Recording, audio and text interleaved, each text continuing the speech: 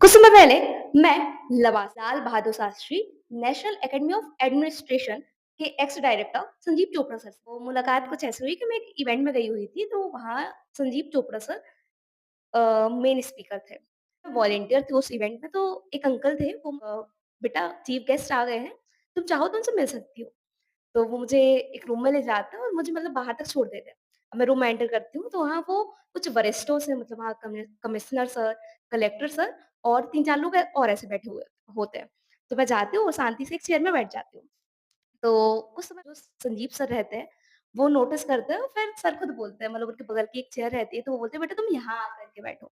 तो मैं आराम से जाती हूँ और वहाँ बैठती हूँ। फिर सर मुझसे मेरा नाम पूछते हैं, मैं कहाँ से हूँ, मैं क्या पढ़ाई करती हूँ, मैं किस कॉलेज से पढ़ाई करती हूँ। ऐसी हमारी मतलब सर से बात होती है, ठीक है? फिर थोड़ी देर बाद मैं सर से बोलती हूँ, "सर मैं आपको पहले भी सुन चुकी हूँ और मैंने आपका बहुत नाम भी सुना है।"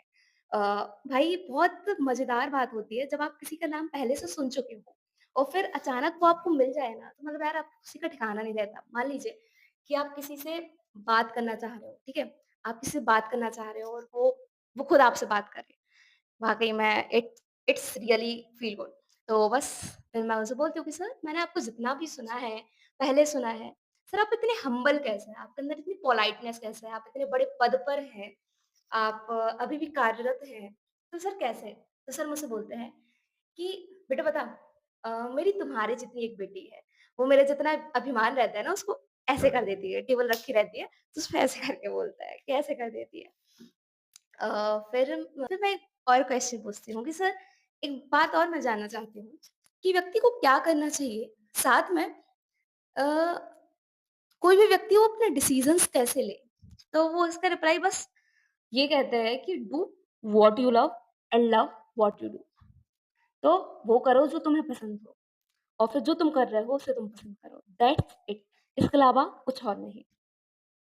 और ये लाइनें वाक़ई में मेरे जीवन के लिए तो बहुत सिद्ध उपयोगी हुई हैं और मैं लगातार चरितार्थ करने का प्रयास कर रही हूँ।